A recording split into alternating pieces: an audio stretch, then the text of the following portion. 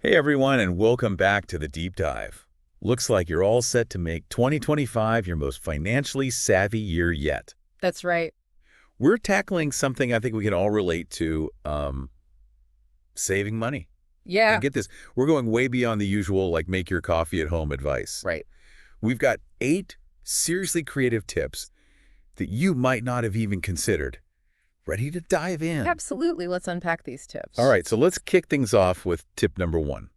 Outsmart the system. Now, we've all heard about modifying income tax withholding, but what does that actually mean for you?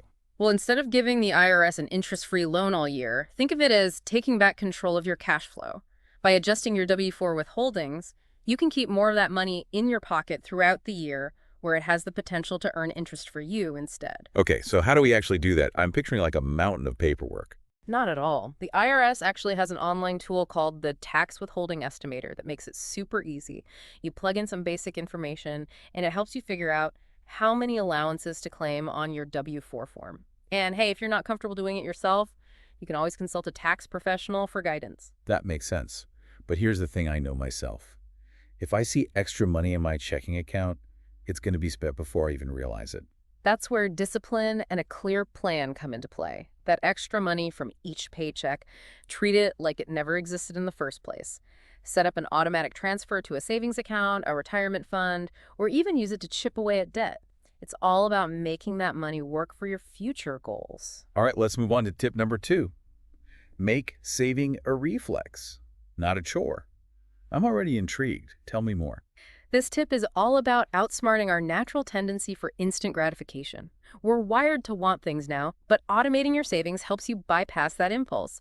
Set up automatic transfers to your savings account each payday, and it becomes like paying a bill. You don't even have to think about it. That's brilliant. Yeah. I'm a huge fan of anything that removes decision fatigue from my life. Exactly. And what's fascinating here is the psychological impact. By automating, you're essentially telling your brain, this money is off limits, it's no longer part of your spending pool, so you're less likely to miss it. Okay, I have to admit, I'm loving these tips so far. Practical and mind-bending. Ready for tip number 3? Bring it on. Tip number 3 is turn saving into an adventure. And honestly, when I first saw this one, I was a little skeptical. Oh, yeah. But the more I thought about it, the more sense it made. It's all about the no-spend challenge. Yeah. Think of it as a fun experiment, not a punishment. It's a chance to get creative with how you spend your time and explore free activities.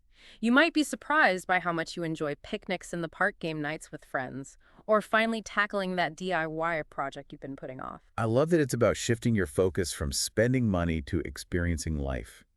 Like a reset button for your spending habits. And here's the cool part, it often leads to lasting changes. You realize you don't need to spend money to have fun or feel fulfilled. Okay, tip number 4. Become a credit card ninja. Now, before anyone panics, we're not talking about racking up debt here. This tip is all about being strategic with your credit card usage. Absolutely. This is for folks who are disciplined enough to pay off their balance in full every month. It's about leveraging those credit card rewards to your advantage, cashback, travel points, discounts. But how do we avoid falling into the trap of overspending just to earn those rewards? It's all about mindset. Instead of viewing those rewards as free money, see them as a bonus for purchases you were going to make anyway. And before you even swipe that card, ask yourself, do I really need this, or am I just trying to earn points? All right, that's a great point. Conscious spending even with credit cards. Let's move on to tip number 5. Don't let late fees steal your cash. This one's a bit of a wake-up call, isn't it? It really is. Late fees are an insidious drain on our finances. And it's not just about the dollar amount, it's about the principle. Imagine this. You're hit with a $40 late fee on your credit card. If that happens every month, you're throwing away $480 a year. That's money that could be going towards something you actually want. Exactly. And here's the thing, it's so easy to avoid. Set up reminders on your phone, utilize auto pay features. It takes a little effort up front, but it can save you a lot of money and stress in the long run. Great advice. So what's next on our list of money-saving wisdom? Tip number 6 is all about mastering the art of grocery shopping.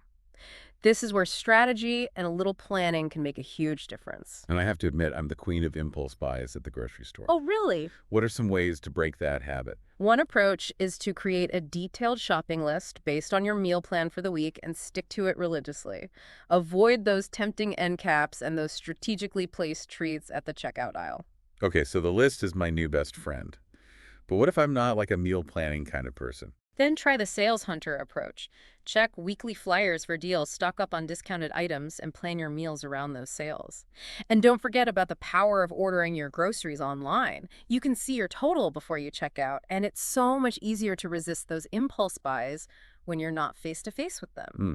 I'm already picturing myself conquering the grocery store like a pro. All right, on to tip number 7. Cut energy costs without freezing in the dark. I'm all about saving money, but I'm not trying to live in a cave. No cave dwelling required. This tip is about making small, sustainable changes that add up over time. Start by unplugging those energy vampires, chargers, appliances, electronics that drain power even when they're not in use, and those old incandescent light bulbs. Swap them out for energy-efficient LED bulbs. They last longer, use less energy, and save you money on your electric bill. Yeah, those are great, but I feel like I hear those tips all the time. What's something a bit more unexpected? How about this? Adjusting your thermostat by just 7 to 10 degrees for 8 hours a day can save you up to 10% on your energy bill annually, according to the Department of Energy. Wow, I had no idea. That's a pretty significant saving for such a small adjustment. It really is. And it's all about being mindful of your energy consumption. Even small changes done consistently make a difference. It's not about deprivation, but about making conscious choices. Okay, I'm ready for our final tip. Bring it on. Tip number 8 is negotiate your way to savings. This one's all about taking charge and not being afraid to ask for a better deal. No, I'm usually pretty shy about negotiating, but I'm willing to try anything once. What are some tips for someone who's new to this game? First, do your research. Before you call your cable company, your internet provider, or even your insurance company know what their competitors are offering, this gives you leverage. Okay, so knowledge is power. What else? Be polite but persistent. You're not demanding a discount. You're simply expressing your desire to stay with the company while also exploring more affordable options. And remember, the worst they can say is no. I think a lot of people assume these costs are fixed, but you're right. It never hurts to ask. Yeah. I'm feeling empowered already. That's the spirit. So we've covered all 8 of our money-saving tips for 2025. Anything else to add? Not for part 1. But in part 2, we'll be back with even more savvy strategies and thought-provoking insights. Awesome. Don't go anywhere. We'll be right back after a quick break. Welcome back, everyone. Before we jumped into these tips, I have to admit I was a bit skeptical about whether some of these would actually make a difference in people's lives. Really? I have to say, I'm pretty impressed so far. These are way more creative than the usual cut back on lattes advice you see everywhere. Exactly. And what's so exciting is that these strategies aren't just about saving money, they're about shifting your mindset and taking control of your finances. Totally. Like that negotiation tip. It never occurred to me that I could negotiate things like my cable bill. It's amazing what can happen when you simply ask, isn't it? And it's not just about saving a few bucks here and there. It's about that feeling of empowerment you get when you realize you do have some control over your financial situation. Yeah, it's like you're leveling up in the game of life. All right, so we've covered 7 tips so far, each one packed with actionable advice. But I think it's important to point out that you don't have to implement all of them at once. Absolutely. It's all about finding what works for you and your lifestyle. Start with 1 or 2 tips that resonate with you, master those, and then gradually incorporate others as you feel comfortable. You know what I've noticed as we've been talking about these tips? A lot of them are interconnected. Oh, yeah? Like if you're successfully negotiating lower bills, that frees up more money to automate your savings. Or if you're crushing that no-spend challenge, you're less likely to fall victim to those late fees. That's a great observation. It's like a domino effect. One positive habit leads to another, and suddenly you're building this incredible momentum toward your financial goals. Speaking of goals, that brings us to a final thought-provoking question for you to ponder. It's inspired by the concept of delayed gratification, which is all about resisting those impulses for instant rewards in favor of achieving something even better down the line. Think of it this way. What could you achieve in the future if you implement even just one of these money-saving tips today? Exactly. What dreams or aspirations could you make a reality? Maybe it's finally taking that dream vacation, buying your first home, starting your own business, or simply having peace of mind knowing you have a financial safety net. Those goals might seem far off, but every dollar you save today is a step closer to making them happen. It's all about planting those seeds for a brighter financial future. And the best part, you might even inspire others along the way. Now, before we wrap things up, we'd love to hear from you. Which tip resonated most with you? Have you tried any of these strategies before? Share your experiences and insights in the comments below. We're all on this journey together, and your story could be just the inspiration someone else needs to take that first step toward financial freedom. Absolutely. And if you found this deep dive helpful, don't forget to hit that subscribe button and share it with your friends and family. Let's spread the knowledge and empower everyone to take control of their finances. Let's make 2025 our most financially empowered year yet. Okay, folks, get ready for our final insights in part 3, coming up right after this.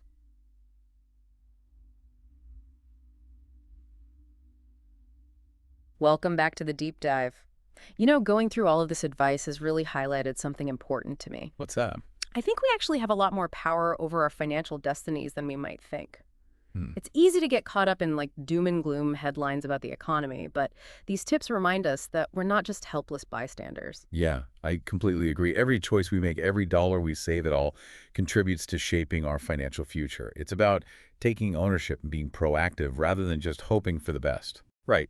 It's not about waiting for a lottery win or a sudden windfall, but about consistently taking small steps that lead to big results. Remember those automatic savings transfers we talked about? Even setting aside a small amount each payday can make a huge difference over time. It's like planting a tiny seed that grows into a mighty financial oak. Oh, I love that analogy. And as that savings grows, it fuels a sense of accomplishment, which in turn motivates you to keep going. It's a positive feedback loop that can be incredibly powerful. Exactly. It's so rewarding to see those numbers go up, knowing you're building a safety net and creating a solid foundation for your future goals. And for me, one of the most rewarding aspects of saving is the freedom it unlocks. Freedom in what way? It's not just about having money in the bank, it's about having options. The option to pursue your passions, to weather unexpected storms, to make choices that align with your values. That feeling of security and possibility is priceless. I couldn't have said it better myself. It's about breaking free from financial constraints and opening up a world of possibilities that you might not have even imagined before. So as we wrap up this deep dive, what's the one key takeaway you want our listeners to remember? I think it's that it's not about being perfect or never spending money again. It's about finding a balance that works for you, making mindful choices, and enjoying the journey. Beautifully said. So to our amazing listeners, go out there and experiment. Try those no-spend challenges, negotiate those bills, automate those savings. Embrace the adventure of taking control of your finances. And remember, we're all in this together. Share your successes, your struggles, your aha moments in the comments. Let's create a community of savvy savers supporting and inspiring each other along the way. Because together we can make 2025 our most financially empowered year yet. Thanks for joining us on this deep dive into smart money saving strategies. We'll be back next time with another fascinating topic. Until then, keep learning, keep growing, and keep diving deep.